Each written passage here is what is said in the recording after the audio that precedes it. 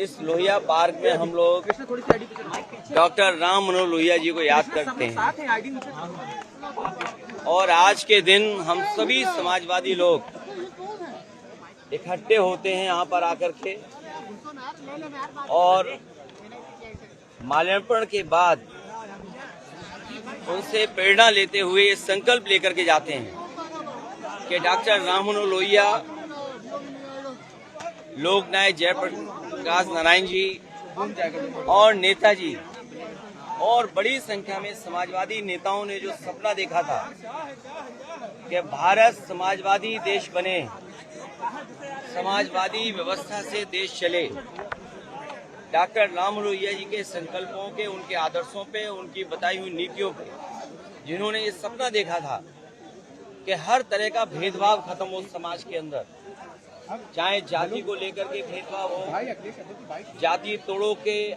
जाति तोड़ों का आह्वान किया हो, या रीजनल स्तर पे जो भेदभाव होता है उसको लेकर के भी डॉक्टर राम मनोहर लोहिया ने कहा कि इस तरह का कोई भेदभाव नहीं होना चाहिए। सत्य क्रांति का जो आह्वान किया था वो सही मायने में समाज को दिशा देता है। डॉक्टर राम मनोहर लोहिया को आज याद करते हुए हम संकल्प लेते हैं कि जो समाजवादी भारत का उन्होंने सपना देखा तो उस सपने को पूरा करेंगे। ये पार्क नेताजी ने बनवाया था और आज भी लखनऊ में लोगों के लिए या समाजवादी चिंतक विचारकों के लिए ये बहुत महत्वपूर्ण स्थान बन के उभरा है। इस स्थान पर सुबह से लेकर के शाम तक इस पार्क में लोग आते हैं और जब डॉक्टर राम मनोहर लोहिया के प्रतिमा के पास आते होंगे जरूर उनसे प्रेरणा लेकर के जाते होंगे। और आज देश में सच्चाई यही है कि समाजवादी व्यवस्था से ही गरीबी दूर हो सकती है, समाजवादी व्यवस्था से ही पढ़ाई का जो भेदभाव है वो खत्म हो सकता है, समाजवादी व्यवस्था से ही जो डॉक्टर राम मनोहर लोहिया ने कभी कहा था कि दाम बांधो की नीति लागू हो, तो जिस तरह से महंगाई है, बेरोजगारी है, उसको अगर कोई खत्म कर सकता है तो समाजवादी नीतियां। हालांकि जयप्रकाश जी ने संपूर्ण क्रांति का आह्वान किया था, महंगाई या भ्रष्टाचार उस समय की राजनीतिक परिस्थितियों को लेकर के सरकार को इस तरह का व्यवहार कल नहीं करना चाहिए था जिस तरह का सरकार ने व्यवहार किया था। और ये बात कहना कि जीव जंतु हैं इसलिए आप नहीं जा सकते हो, तो जीव जंतु तो सड़कों पर भी हैं, हर जगह हैं, तो क्या हर जगह आना जाना आप रोक देंगे? क्या जीव जंतु से आप पूरा यातायात रोक दोगे? सड़कों पे चलने को रोक दोगे क्या आप? इसी बहाने को लेकर के जीव जंतु हैं। ये केवल समाजवादियों का जो काम था, समाजवादियों का आज भी काम दिखाई दे रहा है। जयप्रकाश नारायण इंटरनेशनल सेंटर के सामने आज भी बीजेपी का विकास फीका है और उस ऊंचाई से देखो आप तो आप खुद महसूस करेंगे और उस बिल्डिंग को देखें कि आज के समय में भी वो सबसे मॉडर्न इंफ्रास्ट्रक्चर दिखाई देता है जो पब्लिक यूज के लिए थी। ये जो ओपन स्पेस आपको दिखाई दे रहा है, ये पार्क, ये समाजवादियों की देन है। चाहे आपका लोहिया पार्क हो, चाहे छोटे लोहिया जेनेरेशन पार्क हो। अब तो ये सरकार रख रखाव भी नहीं कर पा रही है, तो सोचिए वो महापुरुषों का सम्मान क्या करेगी। आपको चेन्नई में आपको क्यों रोक, मतलब मोटिव क्या हो सकता है गवर्नमेंट का कि आपको जेपी पे जाने रोक दिया, यहाँ पे आप आ गए वहाँ रोक दिया? देखिए, इसका जवाब तो वही लोग दे सकते हैं। अगर वो जीव जंतु की बात है तो जीव जंतु यहाँ ज्यादा होंगे जंगल है, क्योंकि यहाँ हरियाली है, पार्क है, पेड़ पौधे हैं, हो सकता है जीव जंतु यहाँ हो। ये केवल बहाना था अपनी नाकामी छिपाने के लिए, क्योंकि आज भी जेपीएनआईसी जो बिल्डिंग, जो स्मारक दिखाई देता है वो भारतीय जनता पार्टी के हर विकास को फीका कर रहा है। तो उन्हें लगता है कि ये विकास जो है वो उनकी आंखों में चुभता है, उन्हें बुरा लगता है।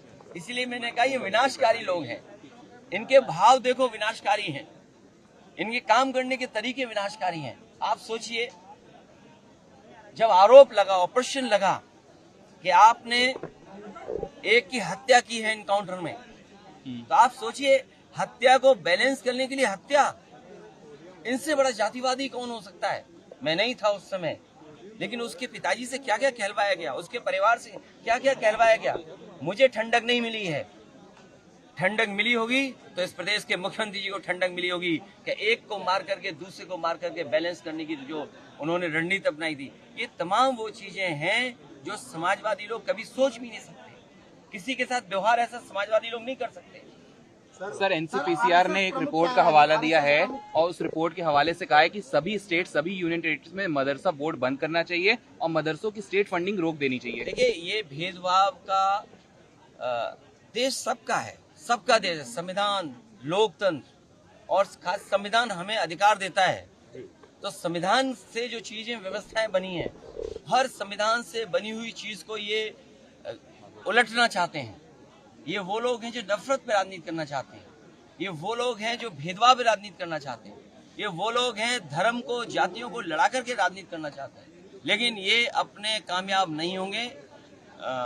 इस देश की जनता, समाज में बैठे हुए बुद्धिजीवी लोग, पढ़े लिखे लोग, वो सब महसूस कर रहे हैं कि भारतीय जनता पार्टी की जो भेदभाव की राजनीति है वो चलने वाली नहीं। सर आपने दो कह रहे हैं कि हिंदुस्तान का हाल भी बांग्लादेश की तरह हो जाएगा, हमें एकजुट होने की जरूरत है हिंदुओं को।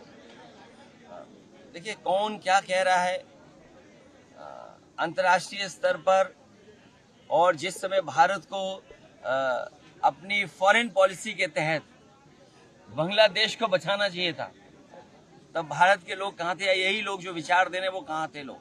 हमें उस पर कुछ नहीं कहना है। ये देश सबका है। और आजादी के बाद देश जो बना, आजादी दिलाने में सबका साथ था। कोई ये कह सकता है कि आजादी दिलाने में किसका साथ नहीं था? हिंदू मुसलमान मिलकर के, सिख भाई मिलकर के लड़े हैं और तब देश आजाद हुआ। क्या देश की आजादी में मुस्लिम लोगों की जानें नहीं गई? उनके लोग क्रांतिकारी नहीं थे? जो हमें संविधान कहता है, वी द पीपल, हमें सब लोगों को बराबर समझना पड़ेगा, चाहे कोई विचारधारा हो। उनका कहना है कि सर उत्पाद अंतर्राष्ट्रीय स्तर से भी मचाया गया। अरे अब बताओ, उत्तर प्रदेश में बीजेपी के मुख्यमंत्री से ज्यादा उत्पाद कौन मचा रहा है? सर क्या आपने उनकी भाषा सुनी है? और अगर कभी भाषा न सुनी हो, आर्काइव में जाके ANI पे भाषा सुन लेना उनकी। सर चेन्नई में फिर और अगर वो भी न सुनी हो, तो किसी अधिकारी से अगर आपके संबंध अच्छे हों, जो अधिकारी आपसे बहुत अच्छी बात करता हो, जो सच बोल सके, आप उससे थोड़ा समय गुजारें, उनसे जानिए कि उत्पाद वाली भाषा किसकी है, सरकार की है कि नहीं है। सर हरियाणा, सर रेल पथराव हो तो हमें निर्बलों के साथ खड़ा होना चाहिए जब तक प्रशासन ना आ जाए। ये तो सच्चाई है। जो कमजोर है उनके साथ हमेशा खड़ा होना चाहिए। सर चेन्नई में फिर से एक बड़ा रेल हादसा हुआ है। राहुल गांधी और तमाम लोगों ने सरकार और रेल मंत्रालय पर सवाल खड़े किए हैं कि लगातार इस तरह की घटनाएं होती जा रही हैं। देखिए, रेल मंत्रालय पे पहले भी बहुत उंगलियां उठी हैं। एंटी कोलिजन से लेकर के जो टेक्निकल और साइंटिफिक चीजें बताते थे कि इससे हम न केवल रेल में सुधार लाएंगे बल्कि एक्सीडेंट भी कम होंगे, और बहुत सारी चीजें उन्होंने की और लेकर के आए। लेकिन परिणाम क्या दिखाई दे रहा है? अगर कोई रिकॉर्ड तोड़ रहा है पेपर लीक का, तो वो train accident. Sir Asaduddin Owaisi ने हरियाणा चुनाव पे बयान दिया, कहने लगे कि हम वहां साथ नहीं थे तब भी हार गए। कांग्रेस से कहा है कि सबको साथ लेकर चलोगे तभी मोदी को हरा पाओगे। तो क्या असदुद्दीन ओवैसी को साथ में इंडिया ब्लॉक में जगह मिलेगी, जो जिस तरह का उन्होंने इशारे किए हैं?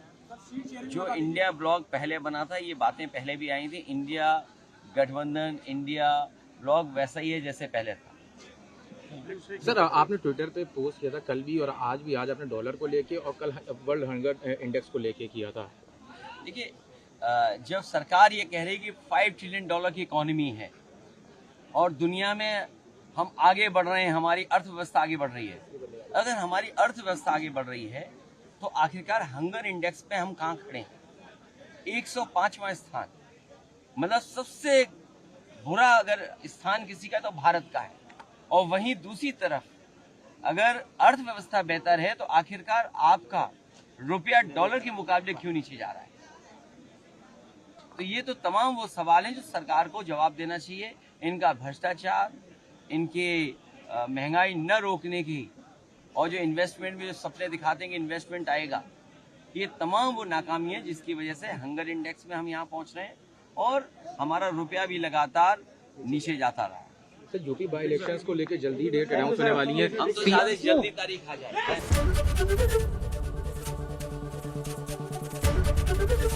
एबीपी गंगा, खबर आपकी, जुबान आपकी।